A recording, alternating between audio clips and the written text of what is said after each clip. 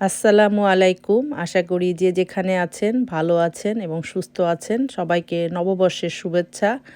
আর বছরের ১ম এই আপনাদের সাথে একটা নতুন রেসিপি শেয়ার করছি। আপনারা মাছগুলো দেখেই বুঝে ফেলেছেন এটা বাংলাদেশের মাছ।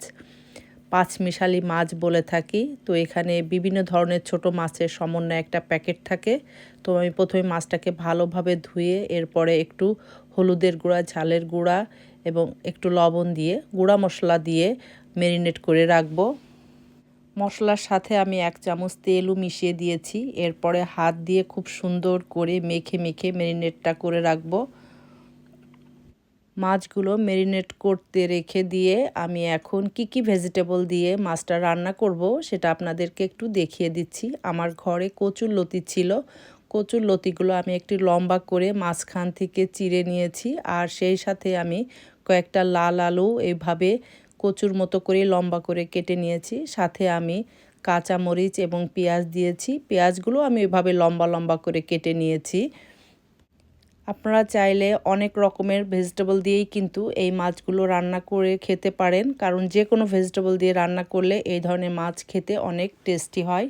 আমি এখানে গুঁড়া মশলা এবং বাটা মশলা ২ ধরনের মশলাই ব্যবহার করেছি। গুঁড়া মশলার মধ্যে আমি এখানে একটু ঝালের গুঁড়া, ধনের গুঁড়া, জিরের গুঁড়া, হলুদের গুঁড়া, লবণ এবং বাটা মশলার মধ্যে আমি একটু পেঁয়াজ এবং রসুন বাটা দিয়েছি।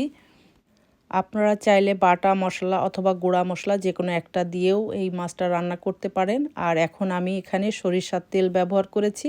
আপনারা চাইলে সয়াবিনের তেল দিয়েও মাছটা রান্না করতে পারেন, তবে আমার কাছে মনে হয়েছে সরিষার তেল দিয়ে রান্না করলে সরিষার একটা সুন্দর স্মেল আসে, যেটা আমার খুব ভালো লাগে।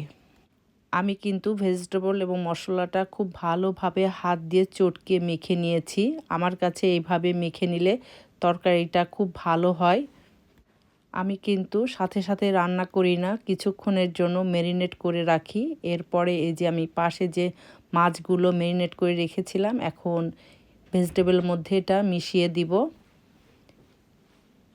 মাছ এবং তরকারিগুলো আমি একটু ভালোভাবে মেখে নিয়ে এর মধ্যে আমি পরিমাণ মতো পানি দিয়েছি। এখানে আমি ১.৫ কাপ পানি ব্যবহার করেছি। পানির পরিমাণটা একটু কম দেওয়াই ভালো, কারণ বেশি পানি দিলে তরকারিতে স্বাদ থাকে না, ওভার কুকিং হয়ে যায়, যার ফলে খেতে এত টেস্ট হয় না। তো আপনারা চেষ্টা করবেন পানির পরিমাণটা একটু কম দিয়ে রান্না করার জন্য।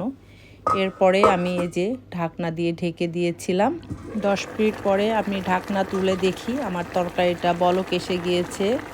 আর অল্প একটু হলেই তরকারিটা হয়ে যাবে। তো আপনারা দেখতে পাচ্ছেন এর ভিতরে এখনও অল্প একটু পানি আছে। পানিটা নিচের দিকে চলে গেলে আমি তরকারিটা নামিয়ে ফেলবো। এই তো আমার তরকারিটা রান্না হয়ে গেছে। তরকারি এটা ফাইনাল লুক। ভিতরে অল্প একটু পানি আছে, আমি পুরাপুরি শুকিয়ে ফেলিনি। আপনারা চাইলে আরও শুকিয়ে চচ্চড়ি করে ফেলতে পারেন। তো আমার কাছে হালকা হালকা ঝোল থাকলে খুব ভালো লাগে।